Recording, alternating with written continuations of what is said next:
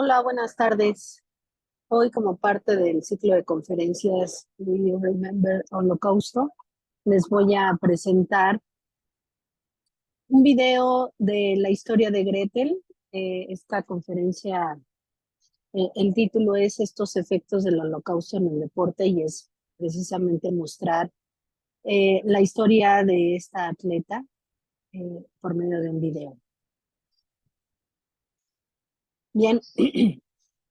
Shelly es un miembro de una escuela internacional para estudios del Holocausto y bueno, presenta la historia de Gretel, Margaret, eh, una atleta judía alemana consumada en la prueba de salto de altura del deporte en el atletismo y bueno, y cómo los efectos del Holocausto le cambia la vida.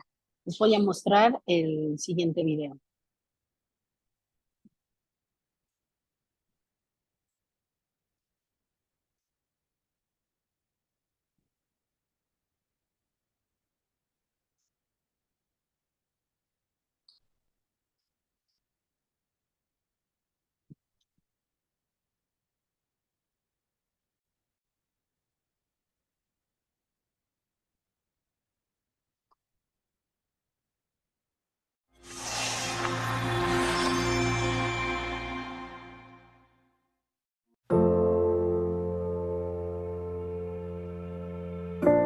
While teaching the subject of the Holocaust must revolve around the historical narrative, we should teach the Holocaust as a human story as well. Who were the 6 million victims? If we can bring the Holocaust down from that unfathomable number to the story of a single individual and another, and give them back their faces and their names, then we create empathy, which allows students to understand that the Holocaust happened to real people. Discussing sports is a great way to do this. Before World War II, Jews were very involved in sports as professional athletes, as amateurs, and as spectators. Just as athletes are cultural heroes today, they were back then too. Even people who don't watch every game or follow local sports will still be aware of international championships and star athletes. Using sports makes the point that the Holocaust happened in the modern world, a world where there were sports teams, stars, and cheering crowds. Sports bridge the gulf between the Holocaust as history and the Holocaust as a human story.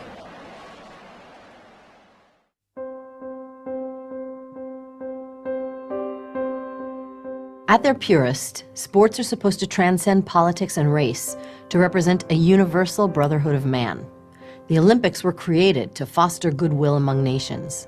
The Olympic flag, 5 interlocking rings, represents this ideal, untainted by divergent political beliefs.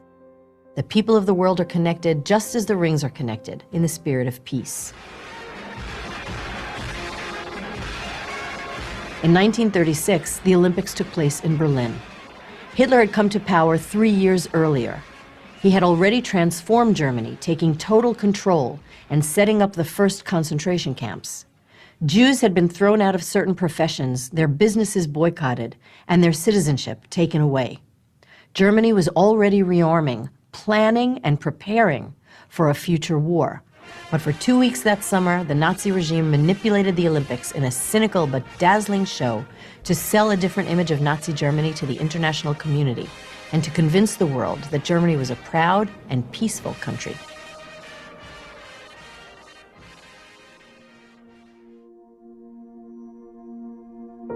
Margareta Gretel Bergmann was an outstanding German athlete whose focus was the high jump. At 16, she broke the German record. 2 years later, Hitler and the Nazis came to power, and her athletic career was devastated just because she was Jewish. It started in 1933, really.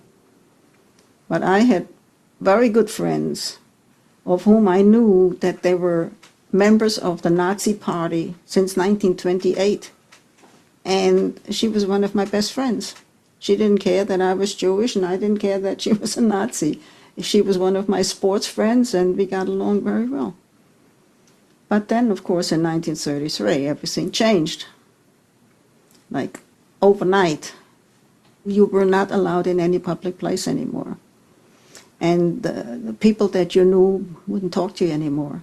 Not because they hated us all of a sudden, but they were all afraid because that was the way it was. You talk to a Jew and you'll be punished. In the spring of 1933, I had belonged to this sports club since I started to go to Ulm to school, and had won many medals for them. And when in 1933, I got a letter. You're no longer welcome here because you're Jewish. Sincerely yours. That was it. That was the end of my sports career in Germany. Nazi ideology saw history as a racial struggle between the Germans, the master race, and the Jews, who they condemned as subhuman, a kind of anti-race that threatened not only the German race, but all of humanity. The Nazis believed that the world's fate rested upon the outcome of the struggle against the Jews. Their first policies inside Germany aimed at marginalizing and segregating Jews. They shut Jews out of certain careers. They chased Jews out of public places, like beaches and parks. Later, they stripped Jews of their citizenship. The Nazis used violence and economic pressure to force Jews to leave Germany. Gretel Bergmann was only 18 when she felt these abrupt changes. The Nazis threw her out of her sports association, together with thousands of other Jewish athletes. My parents and I decided that I should go to England and see if I could find a school there. And they had a track and field club in the school, and when I was shown around in the school, they took me down to the gym, and they were practicing high jumping. I mean, of all things, that was my specialty. And my eyes started to bug out, and the principal said to me, "Would you like to do this?" And I said, "I would love it." So they found an old gym suit for me, and I had to jump barefoot. Nobody could fit my big feet, you know. And that was the first time I had done this in so long, and it was heavenly, you know. And I don't think I ever jumped that well because I was just so relieved that I was into this again.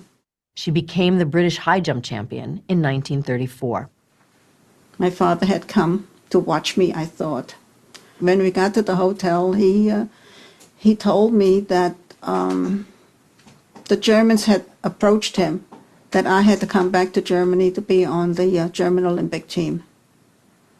And I said, "Why should I go back? I don't want to go back." And my father said, "Look, I don't force you into anything, but we were threatened. The family, still living in Germany, of course, we were threatened that if you don't come back, you have to, you know, the consequences, they can't guarantee what's going to happen." So, of course, I went back. Meanwhile, Germany was preparing to host the 1936 Olympic Games. The world was aware of the mistreatment of Jews in Germany, and many countries threatened to boycott the Games. Under intense international pressure, Germany guaranteed that its Jews would be permitted to participate in the Olympics. In an elaborate fraud to forestall the boycott, the Nazis pretended that Gretel Bergmann would compete, even though she was Jewish.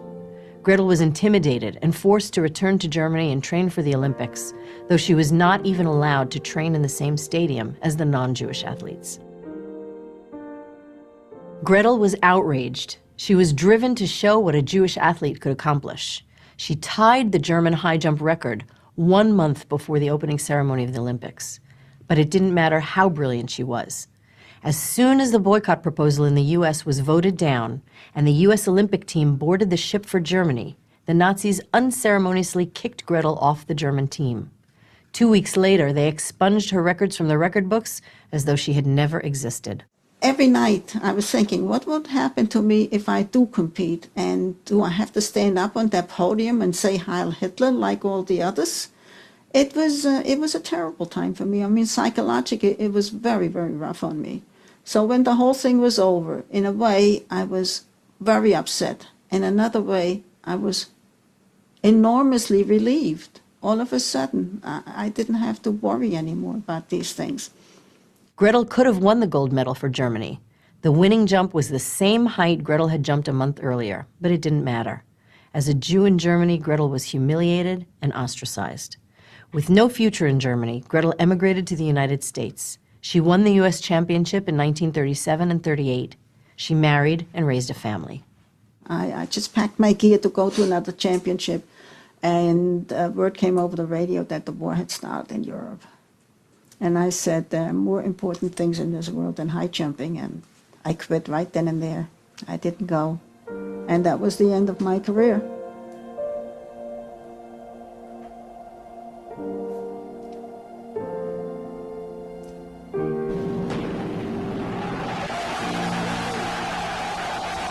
Gretel's story shows the effect of the Nazis' racist laws on one Jewish teenager in Germany. Many other German Jews who suffered from the same racist policies were either forced to leave Germany or managed to leave in the years before World War II. The story of Gretel Bergman also raises many questions. What is the power of ideology and racism?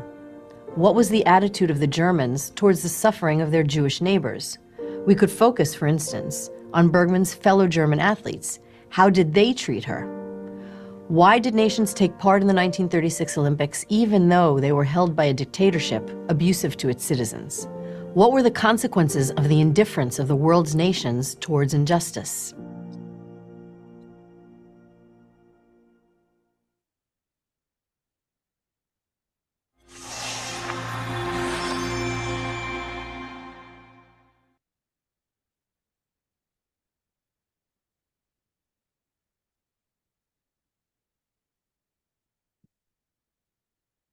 Bien, pues el video nos deja muchas preguntas que podemos responder, contestar, pero también yo quisiera mostrarles 3 preguntas que les pudiera ayudar a dar respuesta a las anteriores y evidentemente a estas. ¿Qué aprendiste con este video? Hagas una reflexión profunda. Una segunda, ¿reconoces las adversidades que pasó Gretel? Yo te pido que describas 2. Y por último, con el ejemplo de Gretel, ¿cómo puedes actuar a que este evento no se repita? Porque pareciera que tenemos muchos ejemplos en los cuales se repiten en nuestra actualidad.